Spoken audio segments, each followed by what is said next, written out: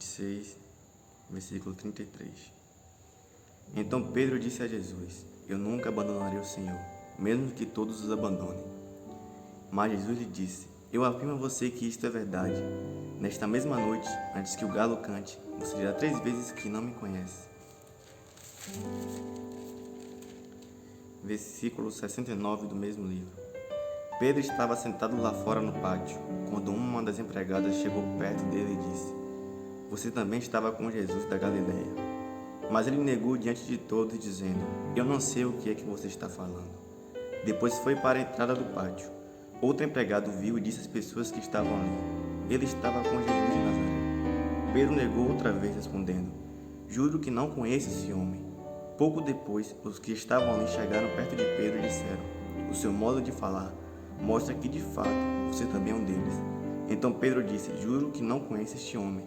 Que Deus me castigue se não estou dizendo a verdade. Naquele instante o galo cantou. E Pedro lembrou que Jesus tinha dito: Antes que o galo cante, você dirá 3 vezes que não me conhece. Então Pedro saiu dali e chorou amargamente. Bom, meus irmãos, essa palavra, creio que todos que são cristãos conhecem, que fala a respeito da traição de Pedro. Pedro negou Jesus, mas Jesus sabia da negação de Pedro. Só que o que eu tenho a deixar para essa palavra no coração de vocês é que muitas das vezes nós erramos com Deus, nós falhamos com Deus, nós pecamos. O erro de Pedro foi negar Jesus, assim como Judas traiu Jesus. Só que há diferenças. Judas traiu Jesus, Jesus sabia que Judas o trairia, mas Judas tirou sua própria vida. Judas parou no meio caminho após o erro. E Pedro não. Pedro errou, mas não parou.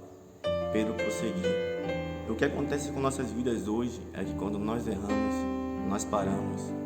O nosso pecado nos faz retornar a algo que Deus não quer em nossas vidas. É normal o cristão, o ser humano, errar. Só que nós não sabemos administrar o nosso erro.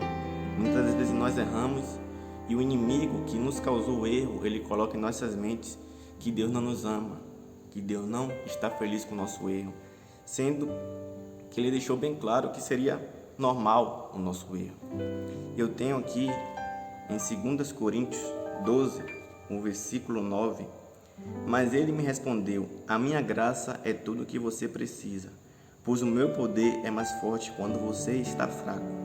Portanto, eu me sinto muito feliz em me gabar das minhas fraquezas, para que assim a proteção do poder de Cristo esteja comigo. Aqui o apóstolo Paulo deixou bem claro que ele se glorificava nas fraquezas dele. Por que ele se glorificava nas fraquezas dele? Porque nas fraquezas dele, ele percebia que ali ele era dependente de Deus. Ali que era o ponto fraco dele, que Deus um dia queria que aquele ponto fraco seria ponto forte. Então ele se orgulhava disso, porque ali ele tinha em mente dele que onde ele era fraco era onde ele precisava mais de Deus. E o que eu tenho para deixar para vocês é que onde você está fraco, a sua fraqueza é onde você precisa mais de Deus. Não pare no meio do caminho após um erro, prossiga após um erro, porque nós cristãos, quando erramos, nós damos um passo atrás e é algo diferente do que Deus quer.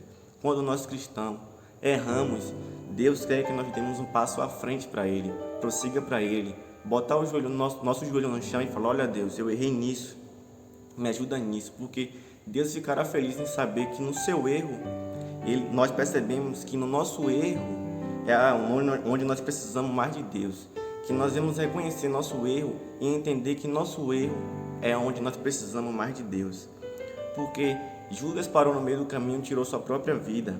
Mas se Judas esperasse 3 dias, Jesus iria ressuscitar e ele ficaria muito feliz com isso, mas não, ele tirou sua própria vida.